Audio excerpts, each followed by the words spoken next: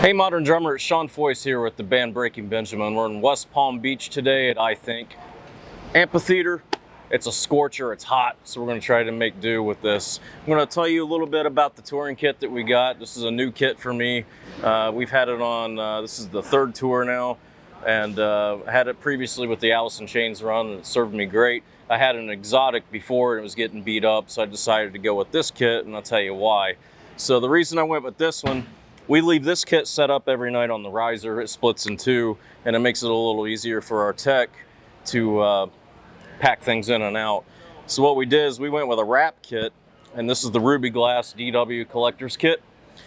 And, you know, it can get beat up, and I won't be too sad about it if it gets all messed up. So I'll walk you around the drums themselves. This here is a 14x16 floor tom. These are maple shell drums.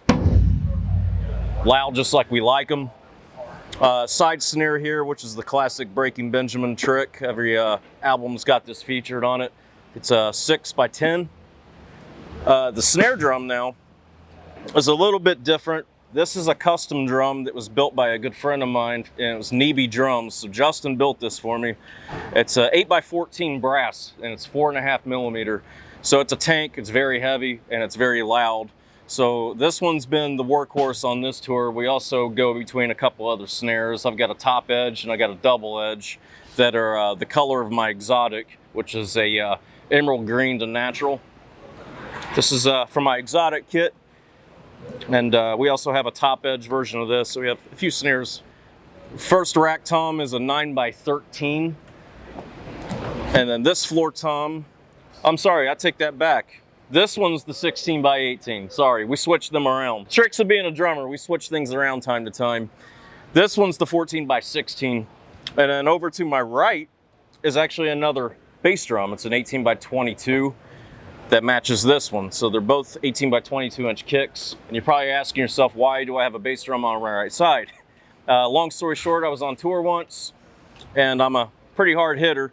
And I was using wooden beaters at the time, and I melted through the kick patch, and it got into the glue, and the beater actually fused itself to the head during a double bass part. And I'm a single bass player, and I couldn't play the double bass part, so I went and reached for the floor tom.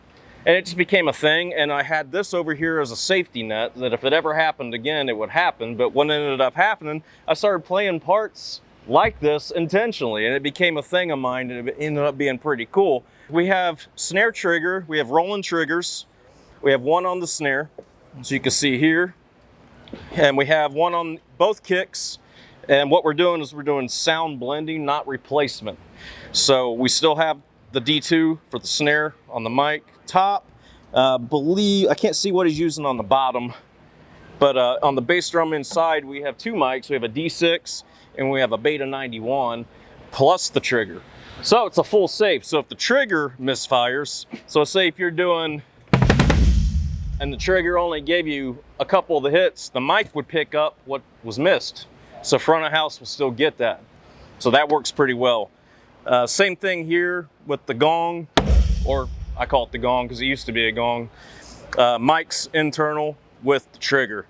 So pretty cool. So it's a fail-safe kit. Everything is here that I need.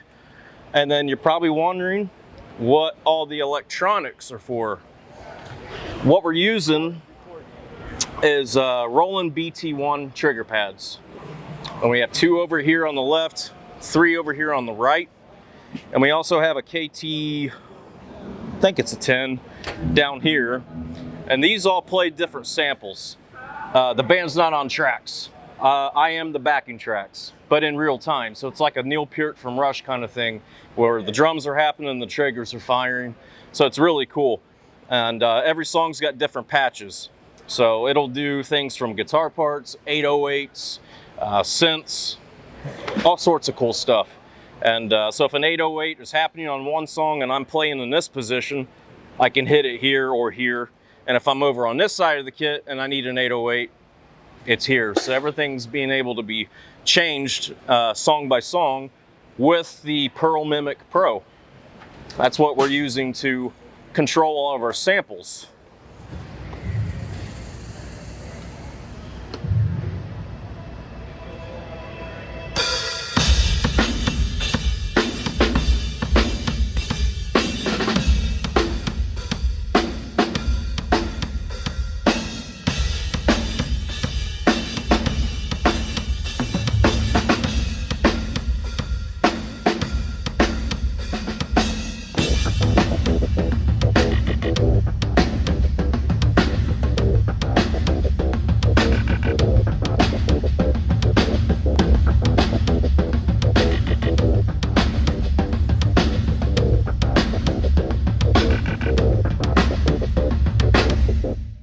Cymbal wise, Sabian for me.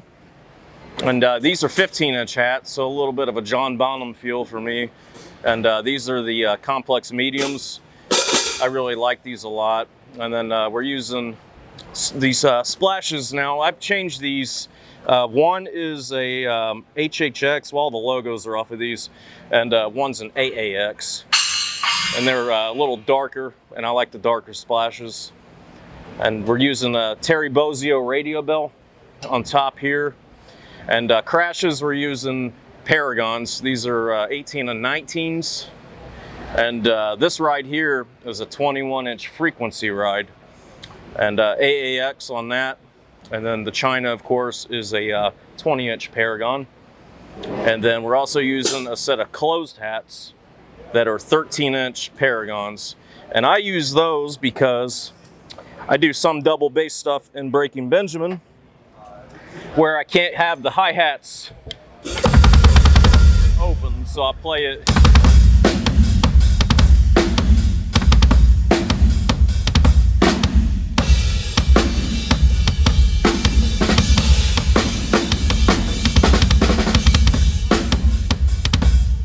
So that's how we'll do that, and then I can go and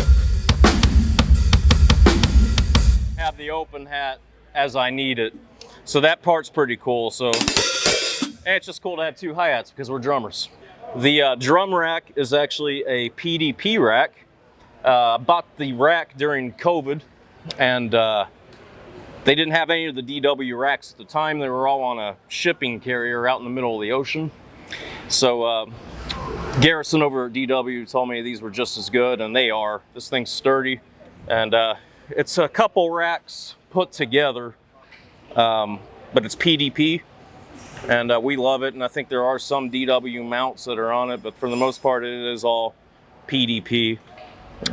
Pedals, we are using the DW 9000 XF longboard, and I like that because I got big feet, so I like the extra room on the footboard. So it works good for me. It's a smooth pedal. But yeah, I think that pretty much covers all of the kit. We got the sticks though, and sticks are Vader. And they got the Breaking Benjamin logo in my name here. And this is actually just a 5A.